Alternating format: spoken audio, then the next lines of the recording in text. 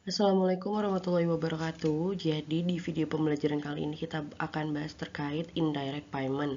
Di video yang sebelumnya kita sudah bahas terkait direct payment atau kompensasi langsung. Dan sekarang yang kita bahas adalah kompensasi yang tidak langsung.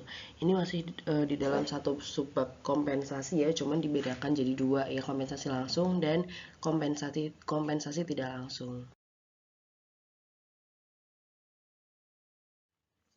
Indirect payment atau kompensasi finansial tidak langsung ya biasa kita kenal dengan yang namanya benefit.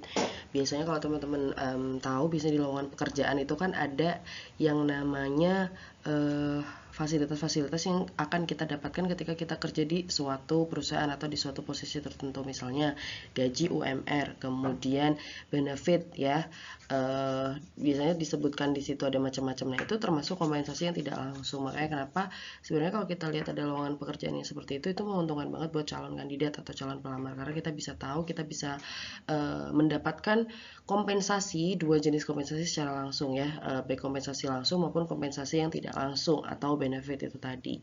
Tapi dari definisi, benefit ini merupakan seluruh pemberian penghargaan atau tunjangan finansial dan non-finansial yang diterima karyawan sebagai upaya mensejahterakan karyawan untuk keuntungan bersama.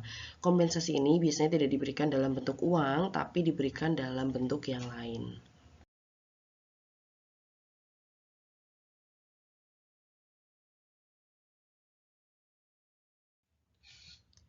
Kompensasi, di dalam kompensasi kita kenal beberapa jenis yang kemarin sudah kita bahas. Yang pertama adalah kompensasi finansial langsung, di mana di dalamnya itu ada gaji pokok, ada upah, komisi, bonus, insentif, profit sharing, gain sharing, dan juga ada stock ownership. Kemudian yang kita bahas kali ini adalah kompensasi finansial tidak langsungnya, yaitu ada benefit wajib berdasarkan peraturan pemerintah dan benefit di luar kewajiban dari pemerintah. Contohnya apa? Contohnya adalah BPJS.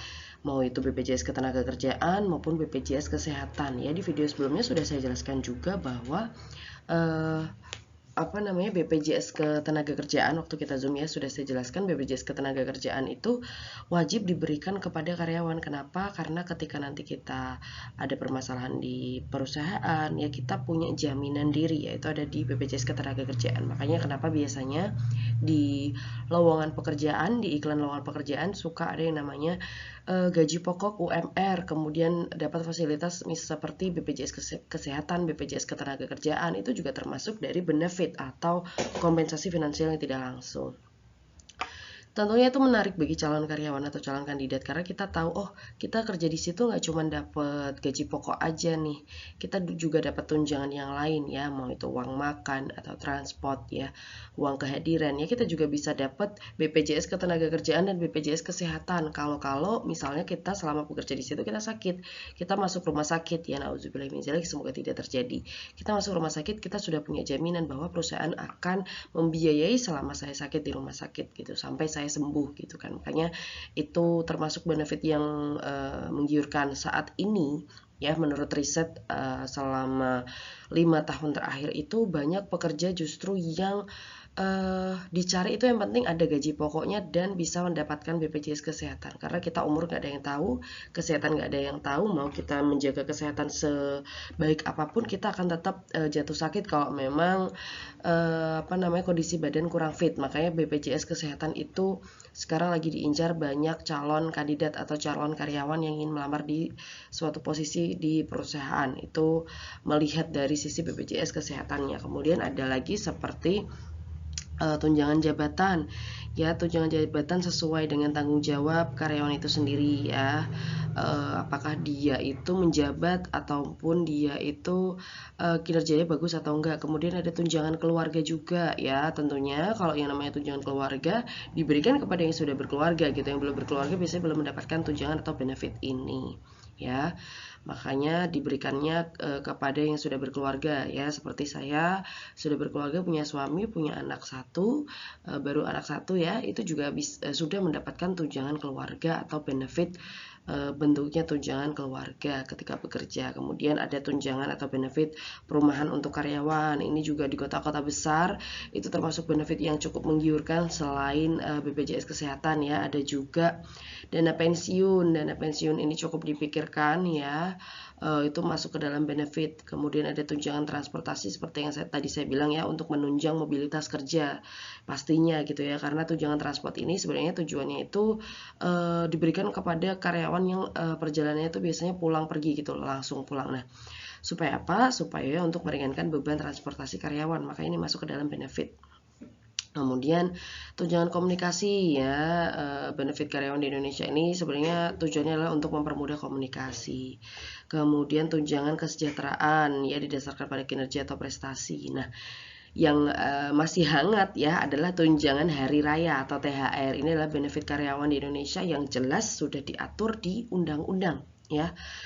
Pasti sudah nggak asing lagi yang namanya THR, pasti diharap-harapkan ya, walaupun 1 tahun sekali gitu. Bahkan ini sebagai salah satu benefit karyawan di Indonesia yang memang wajib, karena memang sudah diatur, sudah ada di dalam perundang-undangan ketenagakerjaan yang ada di Indonesia ya. Sedangkan THR ini diberikannya itu memang menjelang hari raya ya. Tujuannya adalah untuk meningkatkan kesejahteraan dan daya beli karyawan sehingga karyawan itu bisa memenuhi kebutuhan hidupnya sendiri ya, dan bahkan keluarganya pada saat menjelang hari raya. Tahu sendiri kalau kita menjelang hari raya kita kebutuhan tuh serba meningkat, serba banyak dan semua bahan pokok katakanlah itu semua naik, makanya kita butuh yang namanya diberikan tunjangan atau benefit itu. Kemudian ada tunjangan kesehatan seperti tadi ya, BPJS itu juga bisa ya untuk menjaga produktivitas kerja. Kemudian tunjangan umum, biasanya ada tunjangan lain-lain ya. Ini sih kalau ini sebagai bentuk apresiasi perusahaan sih biasanya. Kemudian ada tunjangan makan atau uang makan, benefit uang makan gitu ya. Dan ini biasanya diberikannya tuh harian atau per kedatangan, jadi nggak bisa diakumulasikan misalnya 1 bulan dapat uang makan 1 bulan 1 juta, nggak bisa, karena biasanya dialokasikannya itu per sekali datang gitu ya. Tujuannya adalah supaya karyawan itu yang biasanya tidak hadir, maka uang makannya tuh akan dianggap hangus ya, jadi supaya karyawan itu juga disiplin gitu. Kemudian banyak sih sebenarnya ya benefit-benefit seperti tadi dana pensiun. Makanya kalau di perusahaan itu, kalau teman-teman nanti masuk ke kerja di perusahaan, masuk ke dalam staf HRD, jangan kaget kalau tiba-tiba teman-teman nanti walaupun status pekerjaannya adalah staf HRD, tapi teman-teman harus mengurusi soal BPJS Kesehatan. Loh Bu, itu kan ada orang BPJS-nya langsung gitu. Enggak, jadi di perusahaan itu juga ada sendiri yang mengelola BPJS itu gitu ya, ada sendiri yang mengurusi BPJS Kesehatan. Waktu saya magang itu di suatu perusahaan ya, perusahaan obat dan farmasi itu, setiap hari karyawan yang bertugas menangani BPJS Kesehatan itu sibuk banget. Ya waktu saya magang di situ saya tanya, Mbak, di bagian BPJS Kesehatan kok sampai sesibuk ini gitu ya.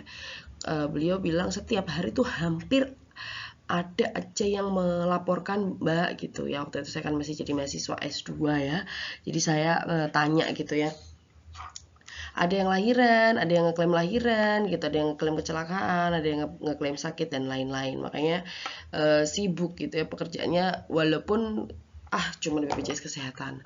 Jangan dianggap remeh. Iya kan, satu orang itu dia membawahi atau dia mengurusi banyak karyawan, ribuan karyawan, ratusan karyawan. Makanya ada staf tersendiri di dalam suatu perusahaan gitu ya.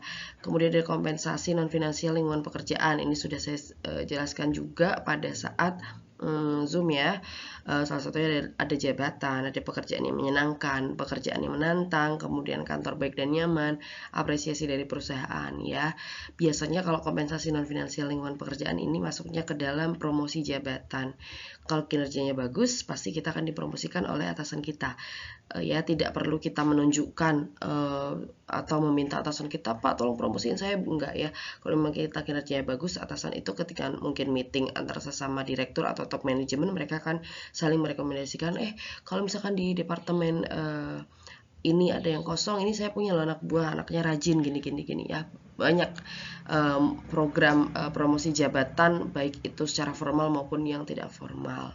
Ya kalau formal ya biasanya dinominasikan dulu, mungkin di staf HRD ada 5 orang, ya dinominasikan dulu siapa yang nanti berhak untuk dipromosikan ke naik atau jabatannya itu. Kemudian ada kompensasi non finansial fleksibilitas kerja, adalah jam kerja bebas, bekerja dari rumah dan bekerja paruh waktu ya. Jam kerja bebas itu ya bukan berarti kita bisa seenaknya datang jam 7 datang dan jam 9 pulang, bukan seperti itu ya, tapi tidak terikat waktu pekerjaannya.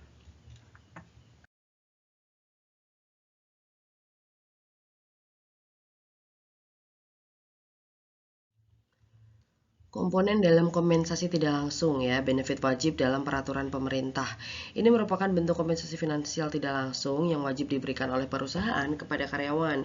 Karena hal itu diwajibkan oleh pemerintah dalam peraturan negara. Contohnya adalah benefit yang wajib diberikan oleh perusahaan kepada karyawan adalah jaminan sosial ya, melalui BPJS Ketenagakerjaan dan BPJS Kesehatan. Walaupun sudah diatur, tapi biasanya untuk lowongan pekerjaan, kalau untuk kelas perusahaannya, level perusahaannya itu masih low to in the middle atau menengah ke bawah, itu biasanya tidak semua memberikan BPJS Ketenagakerjaan atau BPJS Kesehatan. Ya, jadi perusahaan yang mempunyai tenaga kerja lebih dari 9 orang atau memberikan upah paling sedikit 1 juta per bulan itu wajib mendaftarkan tenaga kerjanya dalam BPJS Ketenagakerjaan dan BPJS Kesehatan ya. Semua ini sudah diatur dalam peraturan pemerintah nomor 84 tahun 2013.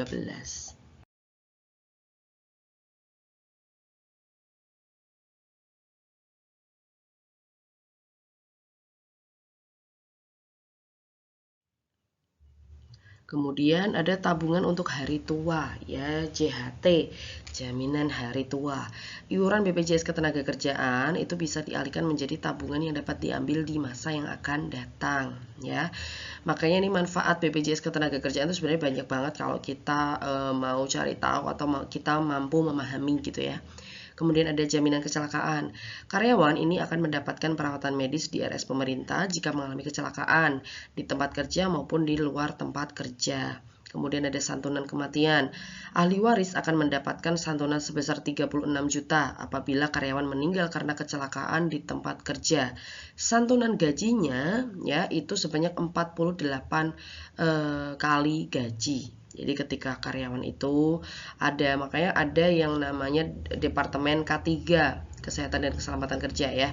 Karena yang namanya kita kerja itu pasti tidak luput dari yang namanya ada kecelakaan kerja. Nah, ketika terjadi hal yang tidak diinginkan, ya mohon maaf apabila sampai meninggal dunia, maka karyawan yang meninggal karena kecelakaan di tempat kerja itu akan mendapatkan santunan sebanyak 48 kali gaji ya. Kemudian uang pensiun, BPJS Ketenagakerjaan juga menawarkan jasa pemberian pensiun kepada karyawan yang telah habis masa pengabdiannya atau masa kerjanya. Nah, ini biasanya sesuai dengan usia 63 tahun, 65 tahun atau sekian tahun.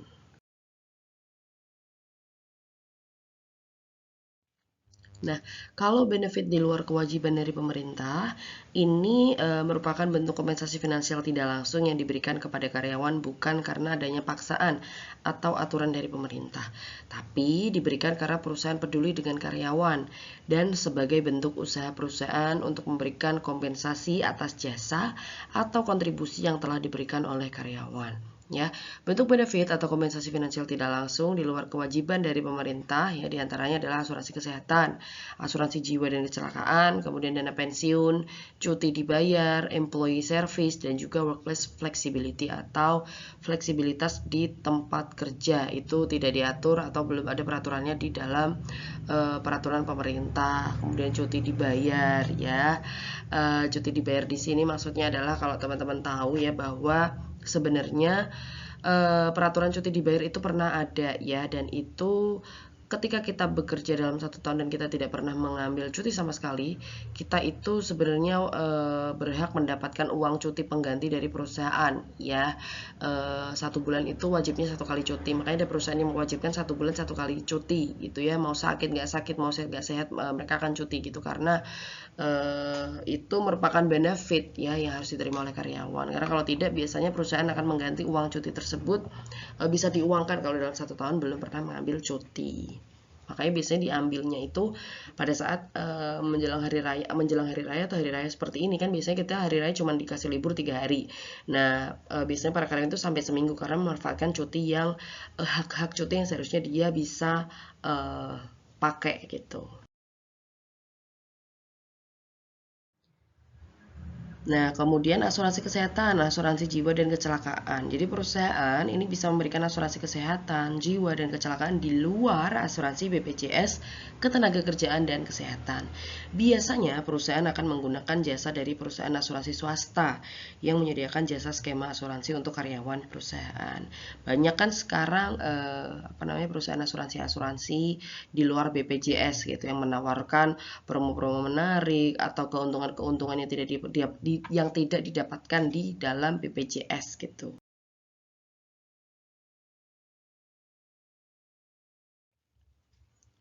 Ada asuransi kesehatan, jadi perusahaan membayar uang kepada perusahaan asuransi ya. Sebagai gantinya, perusahaan asuransi akan menanggung biaya medis untuk rawat inap, rawat jalan, biaya persalinan juga, ya biaya perawatan dan lain-lain sebagai bagian dari karyawan perusahaan itu. Kemudian asuransi jiwa dan kecelakaan ya, perusahaan ini membayarkan sejumlah uang kepada perusahaan asuransi. Nah, sebagai gantinya, perusahaan asuransi akan memberikan santunan kepada karyawan atau keluarga ataupun ahli waris apabila karyawan tersebut mengalami kecelakaan di tempat kerja atau bahkan sampai meninggal dunia.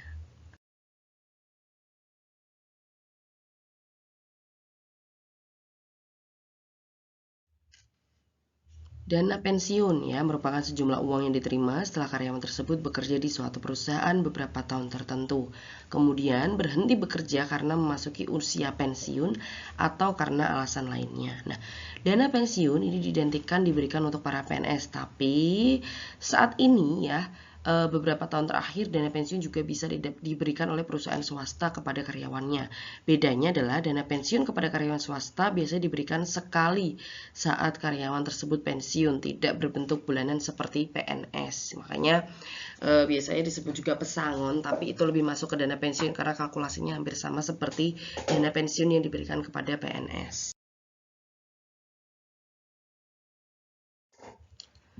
Cuti dibayar, ini merupakan hak yang didapatkan karyawan untuk tidak masuk kerja tapi tetap memperoleh gaji atau upah pada hari tersebut, pada hari karyawan itu tidak masuk bekerja. Nah, jumlah cuti dibayar yang diberikan perusahaan kepada karyawan biasanya adalah 12 hari yang biasa disebut dengan cuti tahunan. Jumlah tersebut bisa bertambah seiring dengan masa kerja dan tingginya jabatan. Ketika cuti sudah habis, maka karyawan akan bisa dapat cuti itu apabila mengajukan izin. Tapi dengan adanya pemotongan gaji atau upah, artinya perusahaan tidak membayar gaji atau upah saat karyawan tersebut tidak masuk.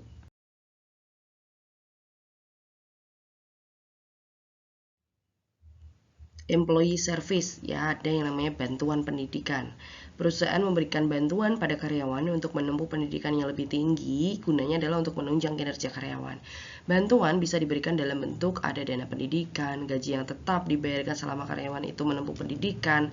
Ya, misalnya ada karyawan lulusan S1 kemudian bisa mendapatkan bantuan pendidikan untuk sekolah S2, selama dia sekolah S2 dia akan tetap mendapatkan gaji, ya. Kemudian keleluasaan waktu bekerja selama karyawan menempuh pendidikan, ya. Pasti tetap bekerja statusnya tapi lebih fleksibel aja waktunya. Misalnya dosen nih, saya saat ini pendidikan terakhirnya S2. Ketika saya pengen mengajukan S3 dan itu biaya dari kampus, biaya dari tempat saya bekerja saat ini, ya bisa saja kampus itu memberikan gaji tetap, gaji penuh kepada saya, ya gaji penuh kepada saya pada saat saya masih sekolah atau studi selama S3 itu gitu ya. Kemudian waktu ngajarnya lebih fleksibel atau mungkin menjadi dosen pembimbingnya lebih fleksibel dan lain-lain. Kemudian ada asuransi untuk keluarga. Selain untuk karyawan, perusahaan itu bisa memberikan tunjangan dalam bentuk asuransi kesehatan untuk istri atau suami karyawan yang bekerja di perusahaan tersebut.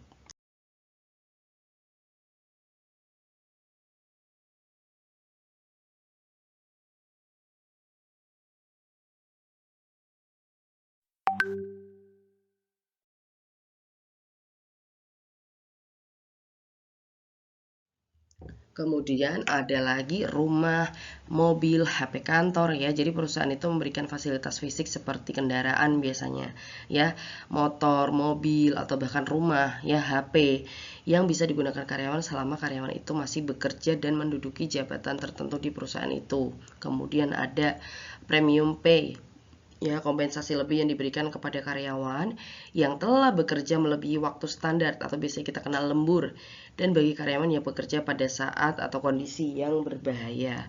Kemudian ada biaya relokasi, ini bantuan berupa uang atau akomodasi yang diberikan kepada karyawan ketika karyawan tersebut harus pindah ke lokasi lain karena urusan pekerjaan perusahaan. Kemudian ada layanan kantin atau kafetaria. Perusahaan menyediakan kafetaria atau kantin di lingkungan perusahaan di mana karyawan bisa makan secara gratis atau dengan harga yang murah. Kemudian asuransi untuk keluarga ya, selain untuk karyawan, perusahaan bisa memberikan tunjangan dalam bentuk asuransi kesehatan istri atau suami karyawan yang bekerja di perusahaan tersebut. Kemudian ada bantuan pendidikan. Ya, perusahaan memberikan bantuan pada karyawan untuk menempuh pendidikan yang lebih tinggi. Gunanya adalah yang jelas untuk menunjang kinerja karyawan tersebut yang nantinya akan berdampak pada produktivitas perusahaan.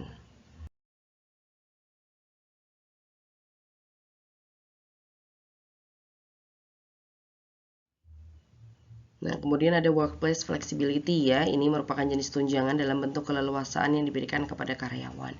Perlu diingat, keleluasaan bukan berarti kita harus menjadi karyawan seenaknya aja ya, nggak punya jam kerja gitu. Kemudian ada flex time. Ini perusahaan mengizinkan karyawan untuk memilih jam kerja mereka sendiri, tapi tetap ada batasannya. Contohnya nih, ketika perusahaan itu menetapkan jam kerja 8 jam sehari dan harus ada di tempat kerja pada pukul 10 sampai 12, maka karyawan itu bisa menentukan jam masuk dan jam pulang selama 8 jam sehari dan ada pada jam tertentu. Kemudian ada telecommuting atau telekomunikasi ya. Ini perusahaan mengizinkan karyawan untuk bekerja dari rumah atau WFH, work from home, dengan memanfaatkan media komputer, internet, dan alat elektronik lain yang bisa menghubungkan karyawan dengan kantor. Demikian yang bisa saya sampaikan terkait materi indirect payment. Semoga video ini bisa bermanfaat buat teman-teman semua. Saya akhiri, wabillahi taufiq wal hidayah. Wassalamualaikum warahmatullahi wabarakatuh.